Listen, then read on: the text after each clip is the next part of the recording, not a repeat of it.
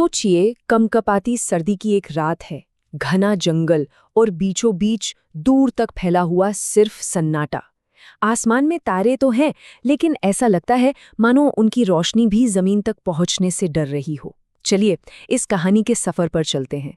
तो इसी घने जंगल में एक जगह आग जल रही है और उस आग के चारों ओर बैठी हैं 4 औरतें जो अपनी अपनी डरावनी कहानियां सुनाने को तैयार थीं। पर उन्हें क्या पता था कि उस रात उनकी कहानियों में एक नया अनचाहा किरदार भी जुड़ने वाला है, जब अंधेरे से एक अजनबी लड़की उनकी ओर बढ़ी। तो कहानी के पहले हिस्से में हम उन किरदारों से मिलेंगे जिनकी रात कहानियों से तो शुरू होगी, लेकिन इसका अंजाम क्या होने वाला है ये कोई नहीं जानता। माहौल एकदम शांत, बस ठंडी हवा की एक साए साए की आवाज है और आग में लकड़ियों के चटकने की। मतलब एक ऐसी जगह जहां मदद के लिए चिल्लाना भी बेकार लगे। आग की उस धीमी रोशनी में हर चेहरे पर एक अलग ही कहानी छिपी हुई दिख रही थी। ऐसा लग रहा था मानो वो सिर्फ किस्से नहीं सुनाने वाली, बल्कि अपनी जिंदगी के सबसे गहरे और डरावने राज खोलने वाली हों। तभी अचानक से कदमों की आहट सुनाई देती है और एक लड़की, जिसका नाम अंजलि था, वहां पहुंचती है। वो कहती है कि वो रास्ता भटक गई है और पूछती है कि क्या वो थोड़ी देर उनके साथ बैठ सकती है। वो औरतें भी उसे खुशी खुशी अपने पास बैठा लेती हैं। और बस यहीं पर कहानी में एक बहुत अजीब मोड़ आता है। ये जो कहानियां सुनाई जा रही है ना, वो कोई मनगढ़ंत किस्से नहीं है। ये उन औरतों की अपनी एक दर्दनाक सच्चाई है। और अब सबसे चौंकाने वाला सच सामने आता है। ये चारों औरतें जो कहानियां सुना रही हैं, वो असल में इंसान है ही नहीं। वो तो उन कहानियों की आत्माएं हैं जो अब अपनी दास्तान सुनाने वाली हैं। मतलब हर एक की कहानी दर्द और धोखे से भरी थी। अंकिता, जिसे अपने ही घर में एक आत्मा ने कैदी बना लिया था। दीपा, जो एक गांव के पुराने शाप का शिकार हो गई। लक्ष्मी, जो मरने के बाद भी अपने बच्चों के लिए तड़पती रही। और राधिका, जिसने बदला लेने के लिए सब कुछ तबाह कर दिया।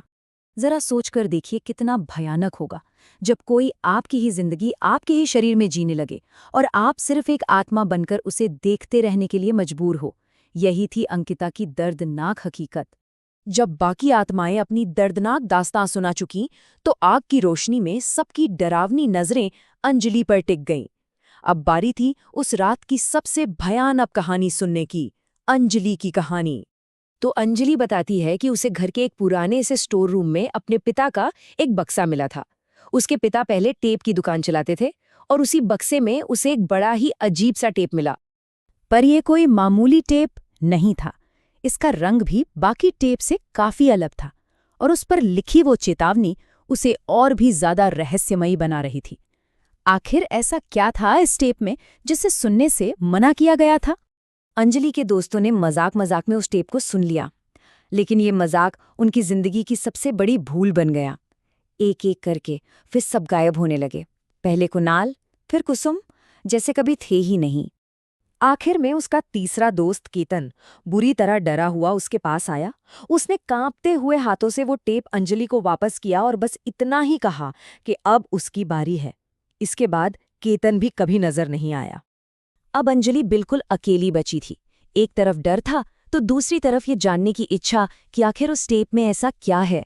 तो डर और जिज्ञासा के बीच फंसी उसने फैसला किया कि वो खुद उस टेप को सुनेगी।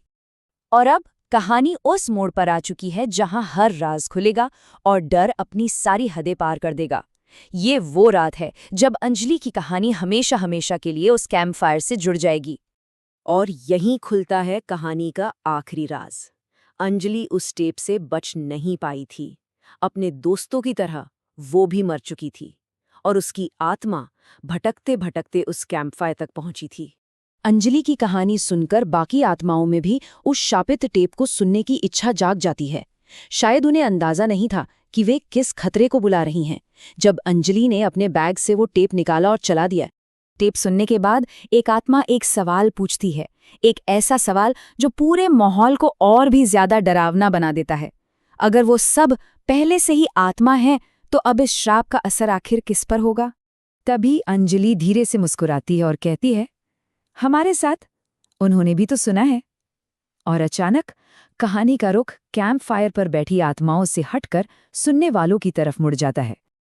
ये उस शापित टेप के आखिरी शब्द थे, एक चेतावनी जो अब सिर्फ एक कहानी का हिस्सा नहीं रही। इस कहानी को सुनने के बाद सवाल ये है कि अब अगला कौन होगा?